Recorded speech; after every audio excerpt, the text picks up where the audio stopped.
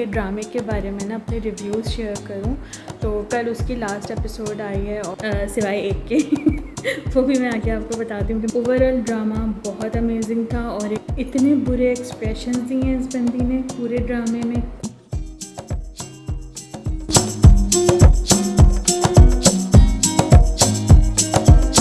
अस्सलाम वालेकुम my YouTube family, कैसे हैं आप सब लोग। उम्मीद करती हूँ कि आप सब लोग बिल्कुल ठीक ठाक होंगे, खैरियत से होंगे। सो हेयर आई है मैंने अनदर व्लॉग और अभी हो रहा है सुबह का टाइम और मुझे लग रही थी बहुत ही ज़्यादा भूख, मतलब मुझे भी और मेरे हस्बैंड को भी। तो बस मैं उठते साथ ही आ गई किचन में ब्रेकफास्ट बनाने के लिए, क्योंकि डिनर हम लोगों ने रात में बहुत ही जल्दी कर लिया था। वैसे हम थोड़ा सा लेट करते हैं, मैंने पहले भी बताया है, लेकिन रात में ना मतलब हमने 9 साढ़े 9 बजे के करीब डिनर कर लिया। अच्छा, जो कि सही टाइम है डिनर का, हम लोग लेट करते हैं।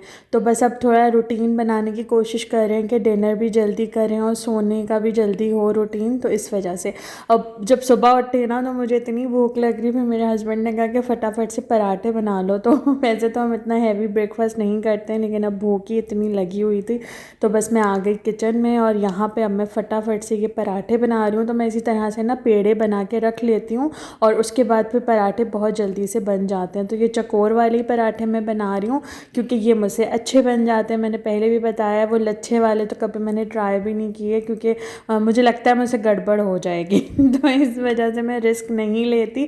जो चीज़ आसानी से बन जाए, जिसमें मेरा हाथ सेट हो चुका है, मैं वही बनाना प्रेफर करती हूँ। तो यहाँ पे देखें बस ये पराठे फटाफट से बनते जा रहे हैं और साथ साथ ना मैं इनको सेक भी रही हूँ।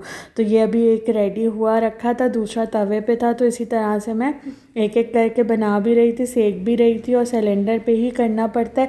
देखें सिलेंडर पे पराठा कितना अच्छा बन रहा है। रोटी नहीं बनती भाई, रोटी बनाने की तो कोशिश की मैंने, सादा रोटी वो नहीं बनती, बिल्कुल भी अच्छी नहीं बनती। और सभी ये बात बोलते हैं कि सिलेंडर पे सादा रोटी नहीं बन सकती। हाँ, ये कि घी वाली रोटी बन जाती है आराम से, या फिर पराठे। अब देखें पराठा कितना अच्छा फूला फूला बन रहा है। तो मुझे इसीलिए ना ईजी लगता है पराठे बनाना या सिंधी रोटी बनाना। अब जब तक बड़ा सिलेंडर का काम नहीं हो जाता तब तक तो हम यही यूज़ कर रहे हैं। तो रोटी भी बाहर से आती है रात को, और बाहर की रोटी ना पहले तो खा ली जाती थी, अब घर की रोटी खाने की आदत हो गई है ना, तो बाहर वाली अच्छी नहीं लगती। लेकिन अब क्या करें, मजबूरी है। और ऐसी रोटी मतलब चाहे कितना भी बोल लो कि सेक के दें अच्छे से, लेकिन फिर भी किनारे उसके ऐसे देते हैं ना कि वो निकालने पड़ते हैं। उतना दुख होता है कि इतनी सारे वो रोटी के किनारे निकल जाते हैं, लेकिन क्या करें, खाए नहीं जाते, कच्चे कच्चे से होते हैं। तो बस अब सिलेंडर का काम हो जाएगा तो फिर मैं घर में ही रोटी बनाऊँगी। और यहाँ पर मैंने चाय भी बना ली थी और नाश्ता करने के बाद फिर मेड आ गई थी। और मेड अब देख लें यहाँ पर सारे बर्तन वगैरह वॉश करके जा चुकी है। और अब मैं दोबारा से किचन में आई हूँ। अब दोपहर का टाइम हो गया यहाँ पे। नाश्ता तो हम लोगों ने सुबह ही कर लिया था, मतलब काफ़ी अर्ली कर लिया था। ठीक है, समझ गया। और उसके बाद फिर मैं थोड़ा सा अपना वीडियो वगैरह का काम करने लगी और फिर मेड आ गई तो मेड के साथ लगना होता है। तो अब जा चुकी है मेड, सारा काम वगैरह करके। वो सब मैंने शूट नहीं किया क्योंकि आज मैंने काफ़ी उससे ना घर की साफ़ सफाई करवानी थी, क्योंकि मिट्टी इतनी उड़ती है कि आए दिन का यही तमाशा रहता है मिट्टी का। तो इसलिए फिर काफ़ी टाइम लग गया था सफाई में। और फिर ये बर्तन भी रखे थे तो ये बर्तन वॉश हुए। और उसके बाद ना यहाँ पे देख लें, मैं फटाफट से ये जगह पे रख रही हूँ। वैसे तो मैं चुटकी बजा के कर देती हूँ, लेकिन आज मैंने कहा आप लोगों के साथ शेयर करती हूँ कि कितना टाइम लगता है। और ये देख लें बर्तन समेट दिए हैं और ये चिकन मैंने निकाल के रखी हुई है, अच्छे से थॉ हो जाएगी तो फिर मैं डिनर बनाने की तैयारी शुरू करूँगी। और यहाँ पे देखें ये ऑयल का ना जग मैंने वॉश कर लिया था, तो ये ड्राई हो गया, इसमें ऑयल भी फिल करूँगी। A few moments later. अच्छा जी, तो अब मैं दोबारा से किचन में आई हूँ। मैंने चिकन दिखाई थी आप लोगों को कि मैंने निकाल के रखी हुई है कि अच्छे से थॉ हो जाए। तो अब वो हो चुकी है, इतनी देर में नहा के भी आ गई। और अब मैं डिनर की तैयारी करूँगी। तो सबसे पहले ये ऑयल फिल कर लेती हूँ। और ये जग बहुत अच्छा है, मतलब इसमें से गिरता भी नहीं है और पूरा 1 लीटर इसमें ईजीली आ भी जाता है। तो मैं तो बहुत सेटिस्फाई हूँ उस जग से। पहले वो ग्लास वाला था मेरे पास, लेकिन उसका तो हाल ही बुरा हो गया था उसमें से तो ऑयल इतना ज़ाया हो जाता था ना, तो फ़ायदा नहीं था उसका। अब ये वाला मंगाया है प्लास्टिक का, लेकिन बहुत अच्छी क्वालिटी है, तो मैं इसको थोड़ा चूल्हे से दूर ही रखती हूँ, लेकिन ये कि सही है और पूरा 1 लीटर ईज़िली आ भी जाता है।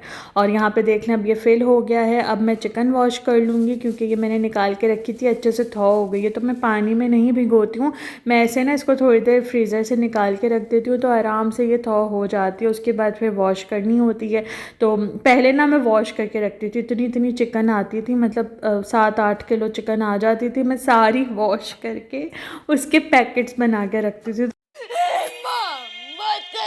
तो वो इतना लंबा काम हो जाता था ना कि मैं आपको क्या बताऊं, मतलब घंटों मुझे खड़े रहना पड़ता था किचन में। लेकिन अब ना मैं वॉश नहीं करती हूँ, बस जब पकाना होता है उसी टाइम में शॉप पर निकाल के रख देती हूँ, और जब वो थॉ हो जाता है तो एक साथ ही पूरी 1 kg वॉश कर लेती हूँ। फिर जितनी पकानी होती है वो लेके बाकी का पैकेट बना के रख देती हूँ। तो ये मुझे ज़्यादा इजी लगता है बनस्बत उसके कि जो मैं सारी 7-8 किलो एक ही वक्त में खड़े होके धोती थी और फिर पैकेट बना के रखती थी, तो वो बहुत ही हेक्टिक हो जाता था। लेकिन अब बहुत ईजी वाला काम मैं कर लेती हूँ। और क्या करना है, मतलब पकाना ही है ना, तो थोड़ी देर पहले निकाल के रख दो। और फ्रीज़र में चिकन वगैरह होती है, मीट होता है, तो उसके ख़राब होने का तो कोई डर नहीं होता। तो इस वजह से जैसे ही आती है ना चिकन या कोई भी मीट, तो मैं फ़ौरन से इसको फ्रीज़र में रख देती हूँ। और यहाँ पे देख लें, पहले मैंने अच्छे से साफ़ कर ली जो भी गंद वगैरह था वो, और अब मैं पानी से इसको अच्छे से धो लूँगी, ताकि जो भी स्मेल और गंद है, क्योंकि ब्लड तो होता ही है, ज़ाहिर है गोश्त है तो थोड़ा बहुत ब्लड तो होता है, तो वो भी अच्छे से साफ़ हो जाएगा। तो चिकन मैंने वॉश करके रख दी, और चूल्हे पे ना मैंने एक छोटी सी प्याज अभी ब्राउन होने के लिए रखी हुई है, और मैं यहाँ पे बना रही हूँ बहुत ही ज़बरदस्त सा आलू गोश्त का सालन। और आलू गोश्त तो ज़ाहिर है सभी अपने अपने घरों में बनाते हैं, लेकिन मैं जो रेसिपी आप लोगों के साथ शेयर करूँगी ना, आप लोग इससे बना के देखें, मज़ा आ जाएगा आपको। इतना यूनिक सा फ्लेवर होता है ना, मतलब जो वैसे आलू गोश्त बनता है उससे बहुत डिफरेंट होता है और बहुत टेस्टी भी होता है। तो जो भी आलू गोश्त नहीं भी खाता ना, उसे भी पसंद आएगा। तो यहाँ पर मैंने एक छोटे साइज़ की प्याज फ्राई करके निकाल ली है, और अब ये एक मीडियम साइज़ की प्याज मैंने इसमें डाली है। इसको अच्छे से सौटे कर लिया, 2 तेज़पत्ते डाले मैंने इसमें। ब्राउन नहीं करना है, जस्ट उसका कलर चेंज हो, गुलाबी सी हो जाए, इतनी देर इसे सौटे करना है। और उसके बाद 2 तेज़पत्ते डाल के उसे भी मैंने 1-2 मिनट भून लिया, मतलब उसकी अच्छी सी खुशबू आ गई। और अब मैंने ये चिकन डाल दिया है, तो चिकन डाल के भी इसको इतनी देर पकाएंगे कि चिकन का कलर चेंज हो जाए। उसके बाद फिर अब इसमें हम डाल देंगे लहसुन अदरक का पेस्ट। जब चिकन का कलर चेंज हो जाए उसके बाद आपने लहसुन अदरक का पेस्ट डालना है, और इसके साथ अब हम चिकन को भूनेंगे, ताकि चिकन की जो भी स्मेल है ना वो भी निकल जाए, और चिकन पे अच्छा सा गोल्डन सा कलर आ जाएगा। इतनी देर हम चिकन को लहसुन अदरक के साथ फ्राई कर लेंगे। तो इस तरीके से आप लोग बना के देखिएगा। मसाला पीस के नहीं डाला जाता है इसमें, इसी तरह से प्याज काट के डाली जाती है, और इससे बहुत ज़्यादा फ़र्क पड़ता है टेस्ट में। अच्छा, यहाँ पे अब मैं टमाटर ले रही हूँ, तो आप लोग चाहें तो टमाटर बारीक बारीक काट के भी डाल सकते हैं, लेकिन मैं ज़रा जल्दी वाला काम कर रही हूँ, तो मैंने यहाँ पे ये 3 से 4 मीडियम साइज़ के टमाटर हैं मेरे पास, ये मैंने ले लिए हैं। तो इसमें टमाटर थोड़े से ज़्यादा जाते हैं, तो इनको ना मैं मतलब हल्का सा पीसूँगी, बिल्कुल पेस्ट नहीं बनाऊँगी, ऐसे कर लूँगी कि जल्दी से गल जाएँ। थोड़े से इसके चंक्स भी नज़र आएंगे, लेकिन पेस्ट बना लूँगी ताकि ना टाइम नहीं लगे ज़्यादा, वरना फिर वो उसे गलाओ और उसे मैश करते रहो तो उसमें काफ़ी टाइम चला जाता है। तो आप लोग भी इस तरह से इसको दरदरा सा पीस लें, थोड़े से चंक्स रहें टमाटर के, बस इतना इसको पीस लें। तो मैंने पीस के यहाँ पे रख लिए टमाटर, जब तक चिकन अभी भुन रही है लहसुन अदरक के साथ। और ये मैं स्पाइसेस निकाल रही हूँ, जो भी इसमें जाते हैं बेसिक स्पाइसेस ही जाते हैं, जैसे कि धनिया, मिर्च, हल्दी, नमक, यही जाते हैं। और देख लें यहाँ पर ये चिकन अच्छे से भुन चुकी है, गोल्डन सा इस पर हल्का हल्के से आपको स्पॉट्स नज़र आ रहे हैं, बस इतनी देर भूनना है। और अब ये मसाला जात जो मैंने निकाले थे ये मैंने सारे इसमें डाल दिए हैं, और जब इसका ऑयल सेपरेट होने लगे फिर आप ये टमाटर जो पीस के रखे हुए हैं ये डाल दें। तो पीस देख लें, अभी इसमें आपको चंक्स नज़र आ रहे हैं टमाटर के, तो इसीलिए मैंने इसका बिल्कुल पेस्ट नहीं बनाया था। और अब इसको इतनी देर पकाना है कि ऑयल दोबारा से सेपरेट हो जाए और अच्छा सा मसाला टमाटर का, प्याज का हमारे पास रेडी हो जाए। तो जितनी देर यहाँ पे ये पक रहा है उतनी देर में एक और मसाला पीस रही हूँ इसके लिए, और इस मसाले से ना इसका फ्लेवर बहुत ही ज़्यादा इन्हेंस हो जाता है। तो यहाँ यहाँ पे मैंने 4-5 साबुत काली मिर्चें ले ली हैं, 1 टीस्पून मैंने साबुत ज़ीरा लिया है और 3 यहाँ पे मैंने छोटी इलायची ले ली हैं। तो थोड़ा सा मैं इसको पहले पीस लूँगी। और शुरू में जो मैंने आपको बताया था ना कि मैंने एक छोटे साइज़ की प्याज ब्राउन करके निकाल ली थी, तो वो भी हमने इसमें डाल के पीसनी है।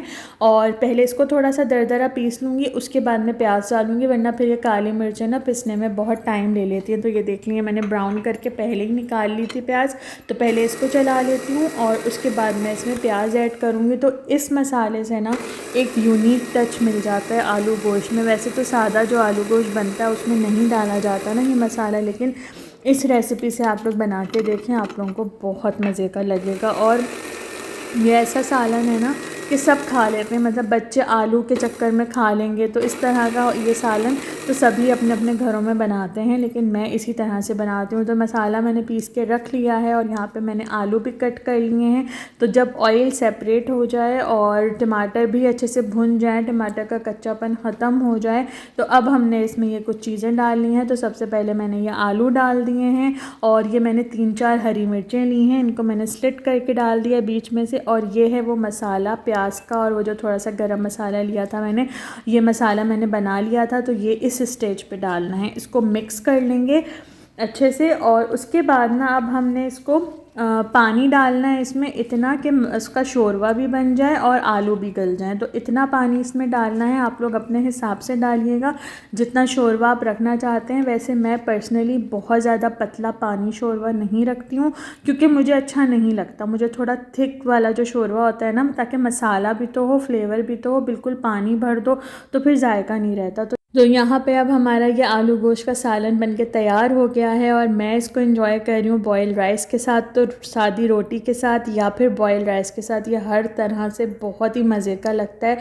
आप लोग एक दफ़ा इस रेसिपी से बना के देखिएगा। बस मैंने पानी डाल दिया था, उसके बाद उसे पका लिया। जब आलू गल गए तो उसमें मैंने हरा धनिया डाला था और बिल्कुल थोड़ा सा मैंने 1/4 टीस्पून के करीब मैंने उसमें गरम मसाला डाला था। तो डिटेल रेसिपी आप लोगों को मेरे चैनल पर मिल जाएगी, मतलब मैं लिंक डिस्क्रिप्शन में दे देती हूँ, तो आप लोग ज़रूर देखिएगा। उसमें मैंने पूरी डिटेल रेसिपी शेयर की है। यहाँ पे तो जस्ट मैंने आप लोगों को क्विक सा एक वर्जन दे दिया है कि इस तरह से आप लोग आलू गोश्त बना के देखें, बहुत अमेजिंग लगता है।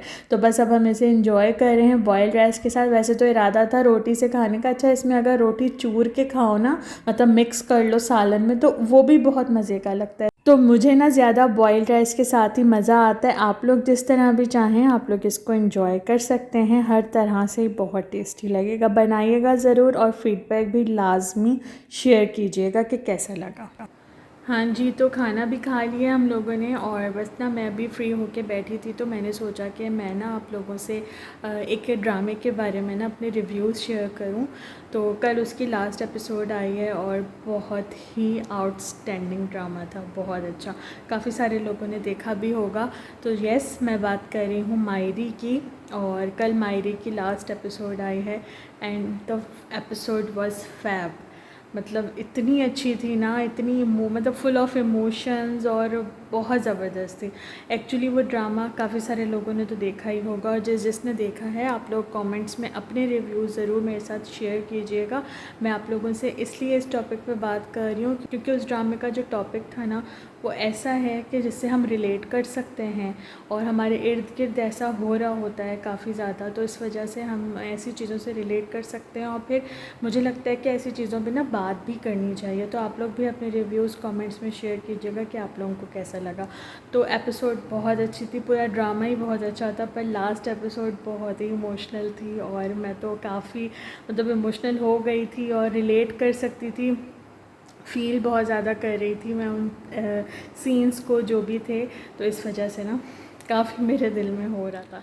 और जिन लोगों ने वो ड्रामा नहीं देखा है तो उनके लिए मैं थोड़ा बहुत बता देती हूँ कि उसकी स्टोरी क्या थी। उसकी स्टोरी यही थी कि अर्ली जो चाइल्ड मैरिजेस हो जाती हैं उसके बाद क्या क्या साइड इफ़ेक्ट्स होते हैं और क्या कुछ फेस करना पड़ता है लड़के को, लड़की को, पूरी फैमिलीज़ को, किस तरह से उनकी ज़िंदगियाँ बदल जाती हैं, तरह की थी उसकी स्टोरी। और बहुत अच्छे से दिखाया गया है, बहुत अच्छे से पोर्ट्रे किया है हर चीज़ को, राइटिंग, डायरेक्शन और सब चीज़ें बहुत अच्छी थी। मतलब एक एक चीज़ उसमें बिल्कुल परफेक्ट तरीके से आपको बताई गई। तो कुछ चीज़ें मैं आप लोगों के साथ शेयर करना चाहूँगी कि मेरा पॉइंट ऑफ व्यू क्या है और उसकी एंडिंग कैसी हुई।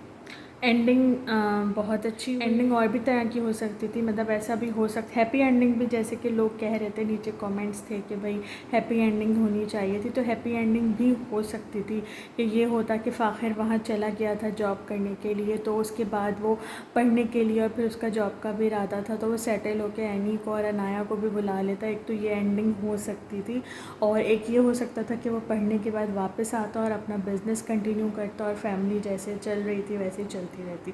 तो इस तरह के 2-3 थे ऑप्शंस कि ऐसा कुछ हो सकता था, लेकिन जो मेन मकसद था ना उस ड्रामे का, तो वो तो यही था ना कि मतलब चाइल्ड मैरिजेस के बाद क्या लाइफ हो जाती, कि जब इस तरह से अर्ली एज में शादी हो जाती है तो उसके बाद फिर क्या कुछ फेस करना पड़ता है और ज़िंदगी किस तरह से तबाह हो जाती है, मतलब सब कुछ बिगड़ जाता है ना, कि लाइफ भी ना आप अपने ड्रीम्स को परसू कर सकते हैं, ना आप अपनी लाइफ में कुछ कर सकते। तो वो जो सारा ड्रामा था वो इसी चीज़ पे बेस करता था, तो अगर वो एंडिंग ही हैप्पी दिखा देते तो फिर तो ये होता ना कि सपोर्ट कर रहे हैं।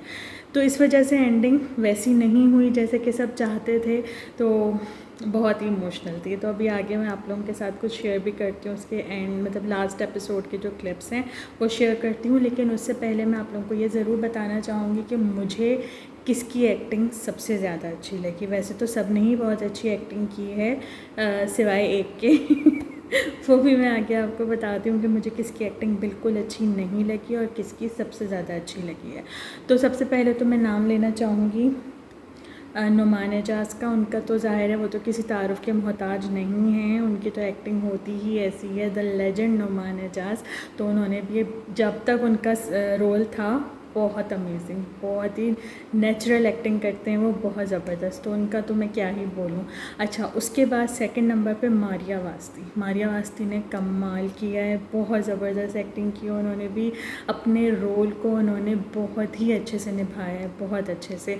और जिस तरह से वो विडो होने के बाद, मतलब जब नुमान एजाज की डेथ हो जाती है और उसके बाद वो किस तरह से एक स्ट्रॉन्ग लेडी बन के सामने आई हैं, पूरे घर की जिम्मेदारी उनके ऊपर, ऑफिस की जिम्मेदारी उनके ऊपर, तो उन्होंने सबको चीज़ों को कैसे वो लेके चली उन्होंने बहुत अच्छे से दिखाया है। और अभी जो ये सीन आपकी स्क्रीन पे चल रहा है ना, इसमें शी वॉज़ कमेंडेबल, इतनी अच्छी एक्टिंग की है ना कि मैं क्या बताऊँ, इतना मैं रिलेट कर पा रही थी ना कि मैं रो रही थी मुस्तकिल। जब तक ये सीन चला है ना मैं रोई हूँ, इस पूरी एपिसोड में मैं रोती रही हूँ, क्योंकि इतना कनेक्ट फ़ील हो रहा था। और जब आप इस तरह से कनेक्ट फ़ील करते हो ना और आपकी आंखों में आंसू आ जाते हैं, आपके बेटे की तरक्की की राह में रुकावट तो नहीं बनेगी, लेकिन हाँ अंदर से तो उसका दिल उसे कचोटता है ना कि बेटा जा रहा है इतनी दूर। और जिस तरह वो बोल रही थी ना, ओ माय गॉड, बहुत ज़बरदस्त। तो ये वाला सीन बहुत अमेजिंग था, लास्ट एपिसोड का सीन है ये। और जिसने देखा है ना, तो आप लोग भी कमेंट्स में ज़रूर बताइएगा कि आप लोगों को कैसा लगा। तो ये सीन बहुत अच्छा था और मारिया वास्ते की एक्टिंग ज़बरदस्त। अच्छा जी, अब उसके बाद राहीला ने जो लास्ट की एपिसोड में एक्टिंग की है ना, बहुत ज़बरदस्त, मतलब नज़रें नहीं हट रही होती थी जब राहीला का सीन आता था ना, जिस तरह वो अपना जहनी तवाज़ुन खो बैठी थी, सदमा लगा था, और वो सारी जो उसने पागलपन की एक्टिंग की है बहुत ही ज़बरदस्त। और इसके बाद हबीब ने भी अपना रोल बहुत अच्छे से निभाया है, मतलब बुरा आदमी बना है ना तो अच्छे से बन के दिखाया है, और अब तो यही जहन में आ रहा है कि ये तो बुरा आदमी है इतनी अच्छी उसने एक्टिंग की है। एंड में लग रहा था सुधर गया, बहुत अच्छे से बीवी के पास आया, माफ़ी मांगी, सब किया, सुधर गया। नहीं भाई, एंड में भी नहीं सुधरा वो।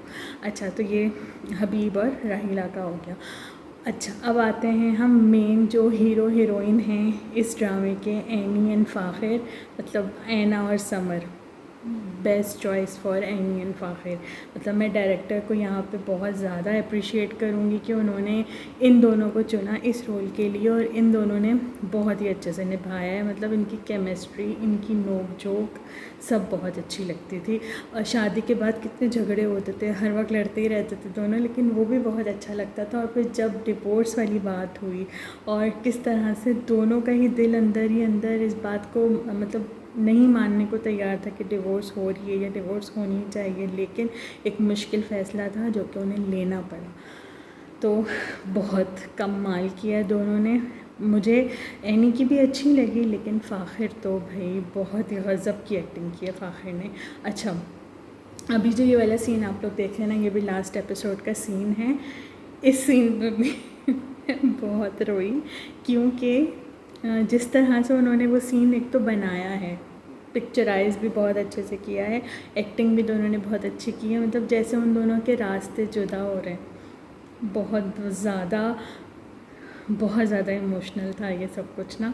तो ऐसा होता है, ज़ाहिर है, जब एक गलत फ़ैसला ले लिया जाता है तो उसके फिर जो उसमें ये दोनों सीन तो मेरे फेवरेट हैं। एक तो मारिया अवस्थी की एक्टिंग और एक ये जो दोनों अलग होते हैं।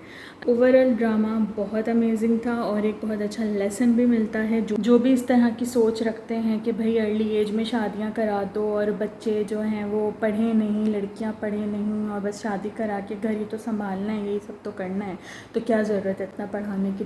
तो ये वाली जो सोच है ना, ये बहुत गलत है, इस तरह से नहीं होना चाहिए। तो यही इसमें दिखाया गया है और सब ने अपने रोल को बहुत अच्छे से निभाया। अच्छा, अब मैं आप लोगों को बताती हूँ कि किसकी एक्टिंग मुझे ज़रा सी भी पसंद नहीं आई। मतलब ऐसा होता था कि जब उसका सीन आता था ना तो मैं स्किप कर देती थी, मुझसे नहीं देखा जाता था, इतनी बकवास एक्टिंग। आयशा, ये सब क्या देखना पड़ रहा है? अच्छा है मैं अंधा हूँ। उसका रोल इस ड्रामे में सबसे बुरा था। मतलब आयशा की जगह ना किसी और को लेना, मतलब आयशा के रोल में माया खान की जगह किसी और को लेना चाहिए था। तो इस बात की शिकायत मुझे रही पूरे ड्रामे में कि डायरेक्टर ने इसको क्यों कास्ट किया आयशा के रोल के लिए। इतनी फजूल एक्टिंग, इतनी फजूल एक्टिंग। मतलब कुछ भी हो रहा है ना, हबीब ने कुछ कह दिया आके, वो गश आ रहा है उन्हें, वो गश खा के गिर रही हैं। ज़रा सी कोई लड़ाई हो गई, घर में कुछ हो गया, वो गश खा के गिर रही हैं। यही नहीं, अभी और सुनिए। इतने बुरे एक्सप्रेशंस दिए हैं इस बंदी ने पूरे ड्रामे में, कोई एक्सप्रेशन की नीड नहीं होती थी। असल में वो ज़्यादा ओवर करने के चक्कर में ना वो ओवर एक्टिंग ही कर दी उसने। एक्टिंग बिल्कुल भी नहीं की और बिल्कुल भी अच्छी नहीं लगी वो इस रोल में। तो मैं तो यही बोलूँगी कि आइंदा उसे कभी भी किसी भी ड्रामे में एक्टिंग नहीं करनी चाहिए, बिकॉज उसे नहीं आती। अभी एक सीन मैं आप लोगों के साथ शेयर करती हूँ, लास्ट एपिसोड का सीन। इतनी सिंपल सी बात तो बता रही थी कि फ़ाखिर जो है वो अपनी बेटी को लेके बहुत ज़्यादा जो है ना सेंसिटिव है और वो बहुत जल्दी परेशान हो जाता है, कुछ भी इस तरह का हो। तो ये बात वो बता रही थी। अब देखें ज़रा वो कितने हाथ हिला हिला के और कितनी जो है ना अजीब तरह से वो उस बात को बता रही है, इस तरह बिल्कुल यूँ। तो बहुत बुरी एक्टिंग की है माया खान ने, बहुत बुरी। वो होस्ट बहुत अच्छी है, जो बात है जिसकी, वो होस्ट बहुत अच्छी है, लेकिन एक्टिंग नहीं आती तो नहीं आती ना, क्यों करना। मुझे बिल्कुल अच्छी नहीं लगी। और आप लोगों का क्या ख़्याल है इस बारे में, आप लोग ज़रूर मुझे बताइएगा कि सिर्फ मुझे ही अच्छी नहीं लगी है और भी कोई लोग हैं जिनको माया खान की एक्टिंग बिल्कुल भी पसंद नहीं आई।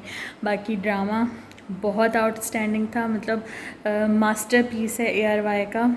जैसे कि दिल मोम का दिया, दो बोल, बेबी बाजी, और अब ये मायरी भी ऐड हो चुका है उसमें। और आज तो मैं इतना मिस कर रही हूँ ना मायरी को। तो हम लोग ना डिनर के टाइम ही देख रहे होते थे लगा के, और अब डिनर किया लेकिन मायरी नहीं था, तो बहुत ज़्यादा मिस किया मैंने। तो सोचा कि आप लोगों से बात करती हूँ और अच्छी अच्छी जो मेमोरीज़ हैं उस ड्रामे की वो शेयर करती हूँ आप लोगों के साथ। तो आप लोग भी ज़रूर अपने रिव्यूज़ शेयर कीजिएगा कि आप लोगों को कैसा लगा और आप लोग मेरी बात से एग्री करते हैं यानी, ये भी ज़रूर शेयर कीजिएगा। और ऐसे ड्रामे ना बनने चाहिए, बहुत अच्छा ड्रामा था। और एनी और फ़ाखिर की जोड़ी तो मुझे बहुत ही अच्छी लगी। क्यूट भी लगते हैं दोनों और बहुत अच्छे लगते हैं। तो चलिए, बहुत ज़्यादा लंबी हो जाएगी ये वाली वीडियो और मेरा दिल चाह रहा था बस, इसलिए मैंने कुछ अपने पॉइंट ऑफ व्यू आप लोगों के साथ शेयर किया। तो अब मैं आप लोगों से मिलूँगी नेक्स्ट वीडियो में, तब तक आप लोग अपना ढेर सारा ख्याल रखें, मुझे दुआ में याद रखें। अल्लाह हाफिज़।